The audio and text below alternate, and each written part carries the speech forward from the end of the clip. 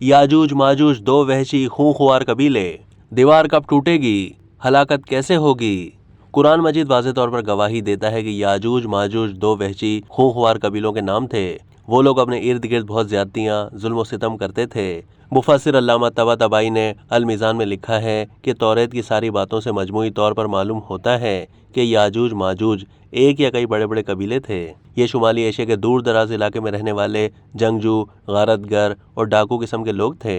हज़रत अबू हुरैरा रज़ी अल्लाह ताला अन्हु से मरवी है कि रसूलुल्लाह सल्लल्लाहु अलैहि वसल्लम ने फरमाया कि याजूज माजूज दीवार ज़ुल्करनैन को हर रोज़ खोदते हैं।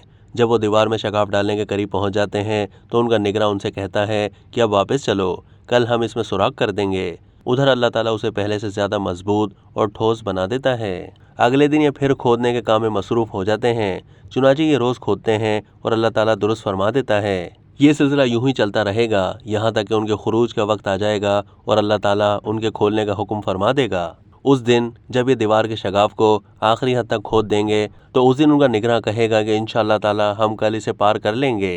हुजूर अकरम सल्लल्लाहु अलैहि वसल्लम ने फरमाया कि जब वो अगले दिन लौट कर आएंगे तो उसे इसी हालत में पाएंगे जिस हालत में छोड़कर गए थे। फिर वो इसे तोड़ डालेंगे और बाहर निकलकर लोगों पर टूट पड़ेंगे। सारा पानी पी जाएंगे, लोग उनसे बचने के लिए भागेंगे। फिर वो अपने तीर आसमान की तरफ फेंकेंगे, तीर खून में डूबे हुए वापस आएंगे। वो कहेंगे कि हम ज़मीन वालों पर गालिब आ गए और आसमान वाले से भी हम कुव्वत व बुलंदी में बढ़ गए। फिर अल्लाह ताला उनकी गर्दनों में एक कीड़ा पैदा कर देगा जिससे वो हलाक हो जाएंगे। अब तक के लिए इतना ही। मज़ीद मालूमात के लिए डेली जंग के यूट्यूब चैनल को सब्सक्राइब कीजिए।